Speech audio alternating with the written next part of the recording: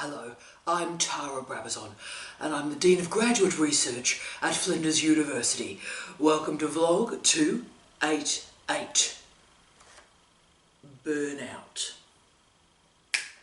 Yep. This vlog and our next vlog are going to take particular words and phrases that we take for granted. We throw a lot of energy into these words and phrases, but we don't really think about what they mean and how we get out of these cliches and slogans and states. And so yes, this week's on burnout, next week's on writer's block. And the reason we're here is a remarkable student, and I won't name her, but a remarkable student came into my office 3 weeks ago now, absolutely sobbing, absolutely in tears. And once we got her in a way that was calmer and we could speak to her about what was going on, I said, "What's happening, darling? What's going on?" And she just had the phrases and the words, "I've got burnout and I've got writer's block." And I realised as she was speaking that there was no content behind those words and phrases. They weren't helping us understand what she was going through and indeed what was going wrong. And we use burnout so often in our culture at the moment, and there are reasons for it, that we rarely think about what is the content, what is the meaning when we say I'm burnt out. And so I wanted to know how to address this. And so, like many of the issues we've explored this year, there has been a fantastic literature that has emerged in the last couple of years. Again, it might be caused by the pandemic, but all sorts of remarkable books in particular have emerged on burnout. But I did want to log one particular example of academic journalism. Often academic journalism leads debates, and in the case of burnout, that is certainly true. And I wanted to log an article by Jance who's writing, "Burnout didn't happen to me, it happened for me." End of quote. Great title. So Jan stated that, quote, "Everything and everywhere felt unsafe." Is that you? It's probably most of us. So let's dig a bit here and find out what's going on in this space. Now, Emily Nagosti and Amelia Nagosti provided a strong diagnostic. So if you think burnout may be your issue, let's go through their diagnostic. Exhausted by everything, worried that you're not doing enough, living on the emotional extremes, the sensation that we're crumbling, and that sensation that we're just not managing. Okay, now the term was first used by Herbert Freudenberger in 1975, and Herbert had 3 parts to his definition of burnout. Firstly, emotional fatigue, and that is fatigue from caring too much. Amazing. 2, depersonalization, so a depletion of empathy, of caring and of compassion. And this is an important one, a decreased sense of accomplishment, so futility, feeling like nothing that you do will make any difference. Now, I don't know about you, but I recognise a lot of myself in that list, and that's because that list is basically the recipe for contemporary life. This is contemporary living. So that's why burnout exists in such high numbers. And some of the recent longitudinal studies, noting it was pre-COVID, so this is 2019, found that 20 to 30% of teachers in the United Kingdom, 20 to 30% of teachers have a moderately high to very high level of burnout. We're seeing similar rates in university academics, mainly it's been studied in the States. We also see it very heavily in, obviously, the caring professions, and parental burnout is now an emerging phrase in the literature. Okay, so yes, burnout creates this emotional exhaustion, but the problem really doesn't stop there. In fact, the problem only really starts there, because that then leads to negative impacts on health, negative impacts on our relationships, and negative impacts on our relationship with work. And the other bit of this conversation we need to have, and this one has surprised me, and I don't know why this is the case, so you can help me with this one. But burnout supposedly impacts more on women than men. And I'm not sure why it's gendered, but there were 3 very longitudinal studies that confirmed that women have a higher level of burnout than men. Now that doesn't feel right to me. The research shows that it is. And by the way, no mention of binary, non-binary or trans colleagues in this research so far. But I wonder if burnout for men is called something else. I wonder if it manifests differently. So send me an email, put comments at the base of this video. I'd really love to get your answers about this because this interests me a lot. So the self-help literature, yes, I went there again. The self-help literature is pretty basic on fixing burnout. And look, I made a list of some of the cures that a lot of our self-help colleagues have put in place for burnout, and they include obviously green smoothies. Whatever problem exists in the culture, a green smoothie will fix it. Exercise, self-compassion, mindfulness, right? Now, therefore, wellness is becoming one of these boxes that we have to tick in our daily life, right? Have you done a wellness program? Have you had your green smoothie for the day? Yes. And so we manage burnout as a culture through a wellness program. You can see the problem. And therefore, burnout becomes a barrier for living your best life. But actually, burnout is not about you. It's not about me. It's not about any individual. Burnout is not a personal attribute. It is caused by a devastating and debilitating context and environment. Now, a 2019 study in the US confirmed that 70% of the population had suffered burnout. And this was how they defined it, was caused by fatigue from external stresses. Now, this results in mental breakdowns, violent dreams, sudden resignations, and yes, suicidal thoughts. So what is occurring here is burnout emerges when we feel we are stuck in an emotion, stuck in exhaustion, stuck in a particular stage of our lives. Burnout for academics is incredibly common because of the teaching and the publishing and the grant writing, and on we go. And so the weeks become weekends every weekend. I've been an academic for 30 years.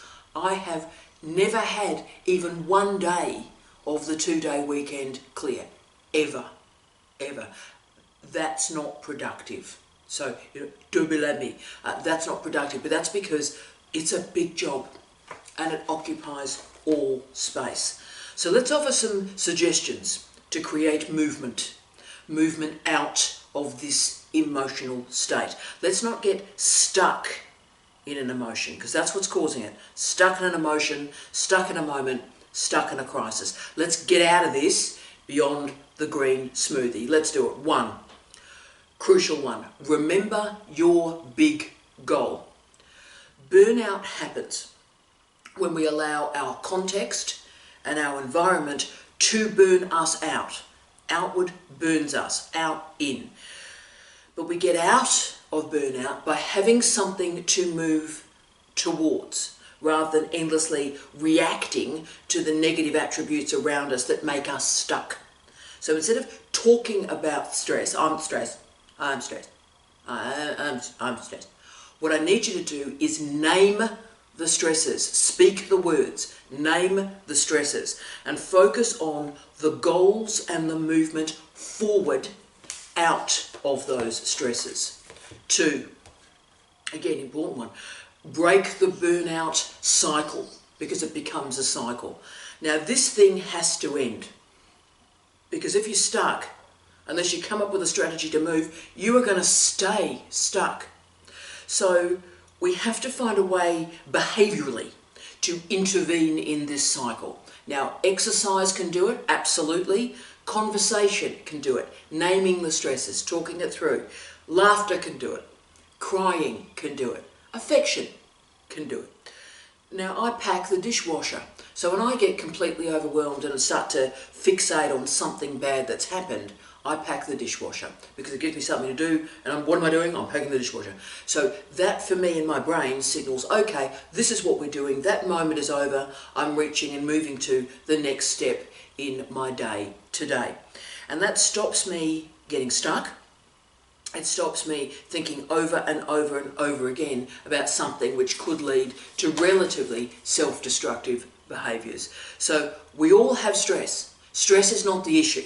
It's not the issue. Getting stuck in the stress is the issue. So come up with something that provides a behavioural ending to your emotional cycle, that intervenes in that cycle, stops it and moves you somewhere else. 3, find meaning. This one has been particularly important for me. This is the one that stops me getting burnout. This really is it. Okay. Many of us are in research projects or in jobs that what we do most of the time is completely pointless. So most of the time we're doing other people's pointless stuff. Most of us are in jobs like that, okay? So we just get drawn into other people's problems. Therefore, the best way to manage burnout is to have a good hard look at yourself and your life. I am becoming my 93-year-old father. He used to say that to me all the time, just have a buddy, good hard look at yourself, have a good hard look at your life. And in some ways that was probably pretty good advice. Because if you have a good hard look at yourself and your life, then you start to think about, you know what is worth my time? What is worth my intelligence? What is worth my passion? What is worth my ability? And also, therefore, what is not worth it? Now, if you're stressing about something that is important, that is worth the effort, then that makes sense because it's difficult, but it's justified. It's worth it. So spend the time. It's difficult, but it's worth it. But if something is pointless, if something is completely meaningless and it's creating stress, then it's time to call this craziness out and stop doing the pointless stuff. Stop doing the stuff with no meaning, no importance, that is creating burnout. Now remember, not everything's going to be meaningful or important. We need to get to a point where, a lot of the stuff we do for work is sort of neutral. Not completely pointless, but just sort of, okay, this is neutral, let's just do this, right? But that therefore then creates the space for stuff that is profound. But unless you recognise and call it, label it, meaningless, then you're going to lose your capacity to determine the difference in your life. So find the meaning, construct a goal and move towards it. 4, start to keep a journal. Start to keep a journal. Yes, I know this is Oprah. Okay, I know this is Oprah stuff, I know. But the problem is, team, if you don't know what's going on in your life, you need to work out what's going on. So important. So if you don't know what's important, if you've got yourself absolutely in the cycle of burnout and you have no idea what's important, then you won't necessarily know the changes that you have to make in your life. Therefore, you need to work it out. And so before you can address the burnout matter, you need to address what are your priorities in life. And journaling is the way to do that. What's important to you? Because writing creates that reflection and that reflective space, allowing you to think about, okay, what have I gone through? And the multiple interpretations of what you've gone through, and start to write and imagine and configure your next steps. Now this may be free-flowing handwriting. It may be dominated by fear. It may be dominated by grief. It may be dominated by sadness. But write it out. 5, understand that doing nothing is doing something important.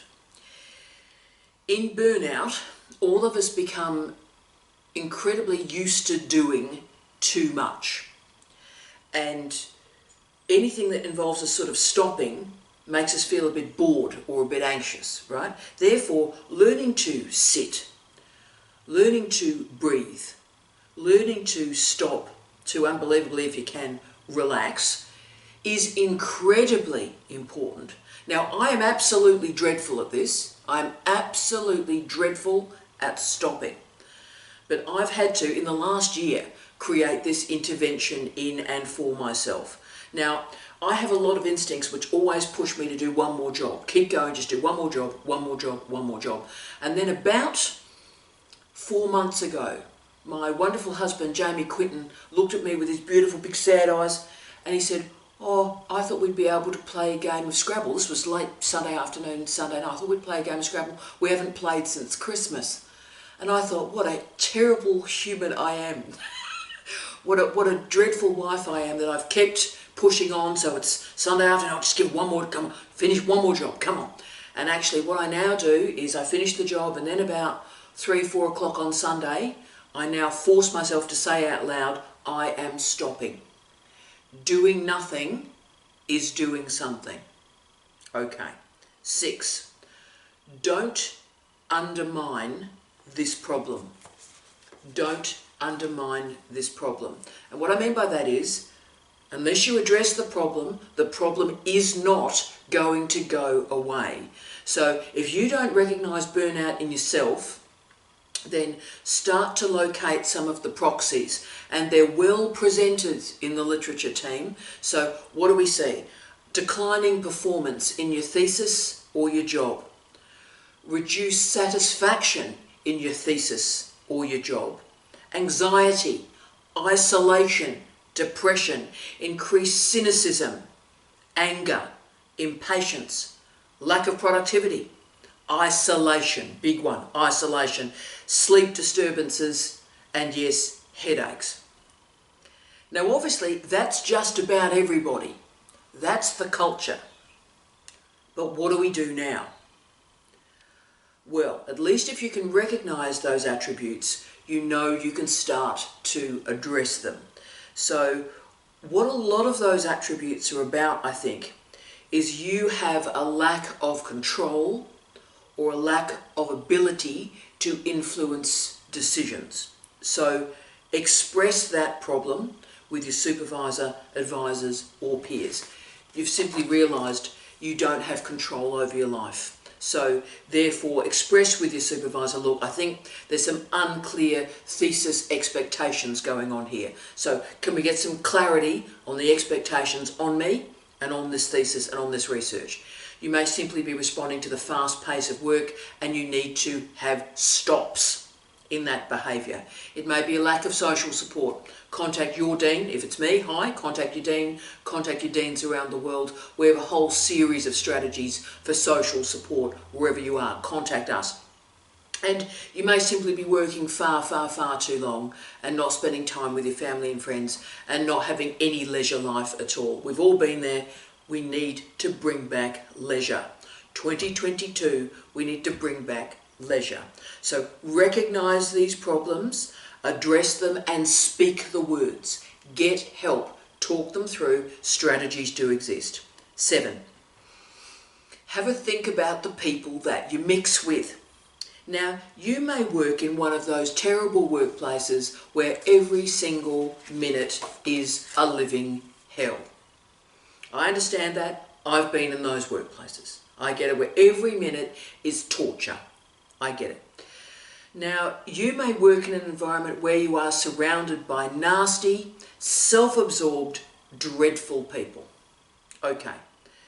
And the problem happens, and again, this is an experiential ideology, this one, the problem happens when you're working with truly dreadful, self-absorbed narcissists, that it's like boiling that frog. You get used to that. You think that's normal, and you're there to serve their narcissism.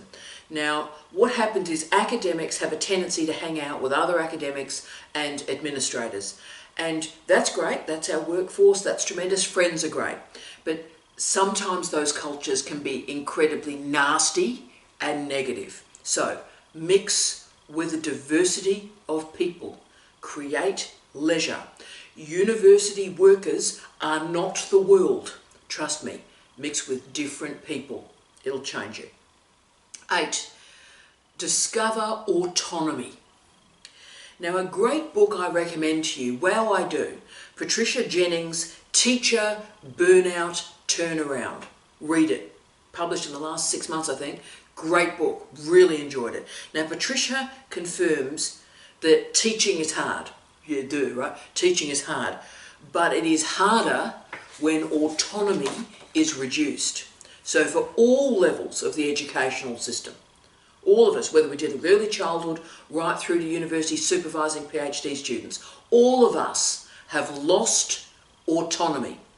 We are pushed, we are pummeled, we are organised by frequently pointless KPIs, and all of that is causing burnout. It's also causing, can I say, the incredible attrition of teachers and academics. So this is not about individuals not managing, right? The whole culture about, oh yeah, individuals are just not managing. That's rubbish. No one can manage the expectations on teachers and academics at the moment. No one. So burnout is simply the canary in the mine, or indeed, if you will, the canary in the mind, confirming that our system is not working. It's not fit for purpose. And we need to continually talk about the system. Not about an individual not managing, we need to talk about this educational system. 9, ask what my intention is for today. This is a big one for me. Burnout is continued when we think today has been dreadful, yesterday was dreadful, tomorrow's going to be dreadful, this week's going to be dreadful, this year's going to be dreadful, this decade's going to be dreadful, right? And what happens with it's dreadful, is we don't sleep and we get stuck in that emotion. Now, I have one solution, and it's a big one for me, that allows me to survive and allows me to get out of this. So I ask one question in my drive to work every morning. What is my intention for today? What is my intention for today? Now, I focus, as you know, very strongly on paying myself first. I get up early, I read and I write for me. So 2 hours of my day, before anybody else is up, except my beautiful husband who gets up with me, is I do that. I pay myself first. So I've done my research before most people are even awake. And then, the important point then, and this is something I've done only in the last 5 years or so, is I get to work and I have a list on a piece of paper of the 5 emails, the 5 tasks that are important for me to address at the start of the day. So I come, before turning the email on and getting lost in other people's stuff, I have my list of 5, I do my list of 5, and then I go into the email and handle other people's problems. Because if you handle other people's problems first, you never do your actual work. So start with your intentions and then move to other people's. Start with you. Now, that I think will be transformative for you. It's one small step that asks you to think about today. And that today and those intentions will create movement out of burnout. 10. You are not burned out. You are a scholar working in a burned out society. I want to log an incredible book by Byung-Chul Han, The Burnout Society. One of the best books I've read in the last 10 years, The Burnout Society. Don't sit in disgust, particularly self-disgust, thinking that everybody else is cool and you're a mess. Actually, no one's cool. No one's cool. Everyone is lost in this system. And that's why Han talks about the Burnout Society. He describes, quote, I love this quote, a violence of positivity, end of quote. With all the talk about positive thinking and gratitude and green smoothies, you knew we'd return there. This is actually making everything worse. So Han confirms, hang on to yourself, quote, a society of tiredness, end of quote, and argues incredibly passionately that we need to avoid, quote, solitary tiredness, end of quote. Han argues that we have an achievement society, his phrase, an achievement society, and that creates, quote, depressives and losers, end of quote. So as you can see, this is not about you at all. You're not burned out. We have a society, we have a family structure, we have a career structure, we have a publishing structure that summons an achievement society and therefore burns us out. We are separated, we are atomized, we are isolated. Or to quote Han, quote, their lives equal that of the undead. They are too alive to die, they are too dead to live. End of quote. Ooh.